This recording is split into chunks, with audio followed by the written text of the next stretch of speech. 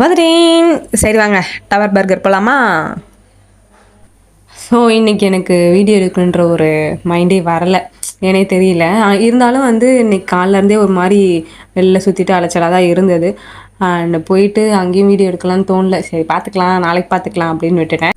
சரி சாயங்காலம் வெளில போகிறோமே, சரி அதையாச்சும் வீடியோ எடுக்கலாம் அப்படின்னு சொல்லிட்டு வீடியோ எடுத்துட்டேன். ஸோ போன இடம் தான் வந்து டவர் பர்கர். ஸோ அங்கே போயிட்டு அண்ட் அங்கே செம்ம கூட்டம் இன்றைக்கின்னு பார்த்து. சரி எப்பயுமே கூட்டமாக தான் இருக்கும், இன்றைக்கி அதை விட கூட்டமாக இருந்தது.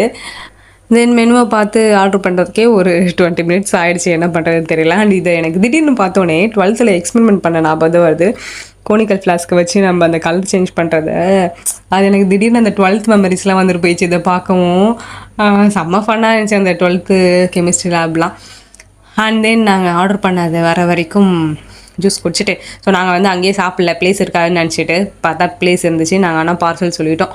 ஸோ பார்சல் பண்ணிவிட்டு போயிட்டு டவரில் சாப்பிட்டுக்கலாம் அப்படின்னு சொல்லிட்டு பார்சல் வாங்கிட்டு டவருக்கு போயாச்சு.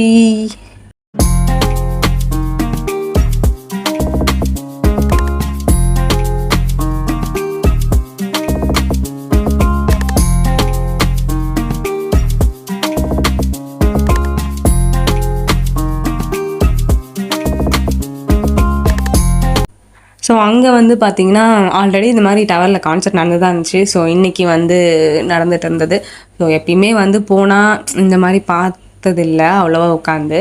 ஸோ இன்றைக்கி தான் வந்து பொறுமையாக உட்காந்து பார்த்தோம். நிச்சயமாலே வந்து செம்மையாக இருந்துச்சு.